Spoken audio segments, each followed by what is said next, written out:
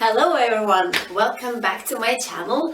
To start with, I would like to thank everyone who actually reached out, who sent me a message and supporting my idea, people who actually cheering me up, that I took the step, that I started doing this. So thank you everyone. And today we'll start our second episode and we will talk more about ice, and everyone who knows me knows that I love this topic, so let's go.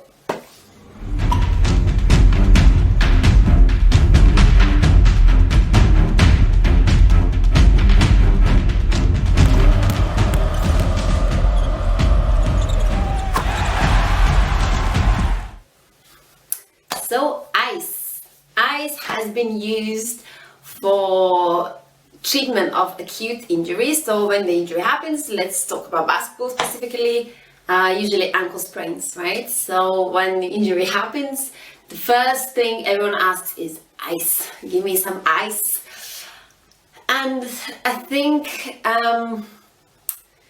it's been, just to talk about more about the background of how it started and why especially ice is using in acute injuries, is that ice and the protocol of using ice actually started in 1978, if I'm correct, and the protocol of RICE was created by Gabe Mirkin, if I say his surname correctly.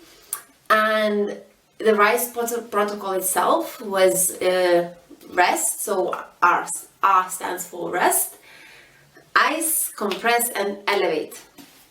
So, and this protocol has been used for next 20 years or so, and later the P letter kind of came into this protocol as well, which meant protect. Then it was price. Then later on O and L appeared in a protocol, which was optimal loading. And then it became police, so it's protect, optimal load, ice, compress and elevate. And actually the inventor of RICE protocol itself, so it was Gabe that I mentioned before, he came out in 2012 I believe, saying, or 2014, and he came out saying that actually ice is not actually necessary in this protocol, and he kind of subtracted that ice from his initial protocol. So it's been almost 8 years, and we're still really using this ice in acute injuries, right? So let's get more into why we're using ice and actually what ice is doing to us and to the soft tissues. Gabe initially used ice for actually to reduce the inflammation in the soft tissues and to help with it and to accelerate healing, right? However, with more research done, he actually noticed that ice might delay healing process. So when we get injured, when we sprain our ankle, what usually happens? So our body sends the signal to our blood cells, macrophages, if I'm saying it correctly. And what they do, they usually kill these damaged tissues around the damaged cells, and they have to remove it from the injured area, right? So the blood cells, they kind of go into that injured area where is the inflammation, because the body has to know where inflammation is and heal that area, right? So when we're putting ice, we actually delay the process and we don't allow that body signaling to happen, or we delaying it basically. So instead of actually body starting to heal, the next day or on the same day, we're actually prolonging that healing processes just a bit more forwards. So when we put ice, we usually delay that process, we delay that inflammation, we delay that body signaling to the area, and it kind of stops, the good blood cells sending to the area to start the healing process. However, ice actually, it does have its place. I do believe it does have its place. However, I think we're using it way too much in a way of just numbing the area, just helping with the symptom, but not treating the injury itself. We're not helping the tissue to heal, and it's just for the numbing sensation. So when, especially athletes, they use ice just to, reduce their symptoms, but we don't usually look at the problem itself. Also, when the tissues are injured, our body, noticing that signaling and that inflammation, actually starts to create growth factors such as IGF-1 and start sending it to the area to heal the injured tissue. So, talking about what you should do when you get injured is the protocol of peace and love. Sounds way better than police and rise. So, peace and love, I'm gonna put it somewhere here properly. So what it stands for, so P is for protect, right? E is for elevation, as it used to be before as well. A is for avoid anti-inflammatories, as actually there has been research done that ice and anti-inflammatories delays that healing process, right? So you want to avoid anti-inflammatories. C is for compression, so using the bandage for the injured area, and you usually want to cover a big area. You don't want to just, wrap your ankle around and that's it. You want to get the calf involved as well. Then you have E, and E stands for education. So you have to educate your athletes of what to do, what's happening, what's the plan. You just have to inform your client why and what's going on. And L, so L is for loading. So we want to do optimal loading. When you get injured, you don't want to rest completely because it actually shows the reduction in strength. You start to the muscle starts to atrophy, and for athletes, it's really important to start moving as soon as possible. It doesn't mean that load has to be massive. It can be just simple, toe movements, ankle movements. You can use the knee, hip movements as well. You can use your good leg instead. You can use upper body workouts. There's so much that you can include and start right away without actually telling your athletes just to rest completely.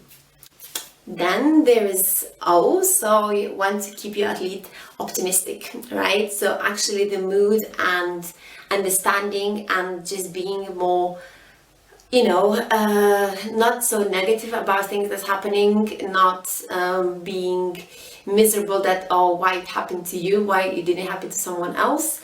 Actually staying optimistic about your recovery and rehab shows improvement in rehab. So make sure to maybe involve some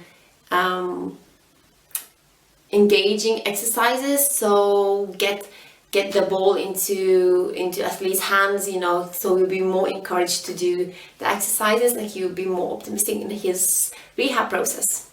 And you have E, which stands for exercise, so includes various kind of exercises into the rehab.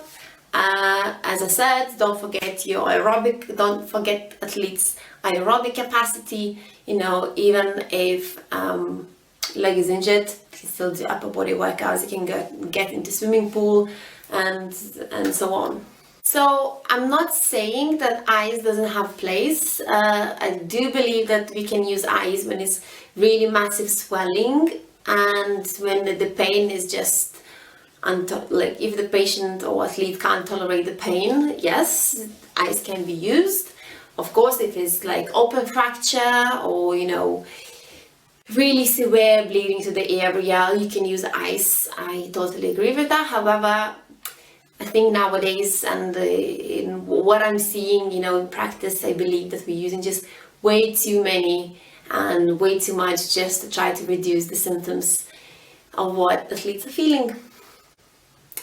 So I would really appreciate if you can share your ideas. What do you believe? I'm not saying, go and change everything that you're doing right now, But according to the newest research, according to what's been going on in athletic world, I think that optimal loading, start to move as soon as possible after injuries, are actually the key to increase that healing tissue process to help accelerate the recovery to come back to sport.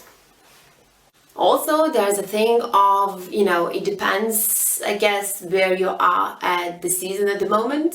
So this is beginning of the season now, so we're actually looking into more, I guess, getting athletes as strong as possible, as fast as possible, and as resilient as they can be to the end of the season. If it's the end of the season and you need your MVP player to play in Final Four in the next 2 weeks, probably you're gonna use ICE just to reduce those symptoms and trying to get that athlete to participate and to actually show the best game they can in the Final Four or in the final itself.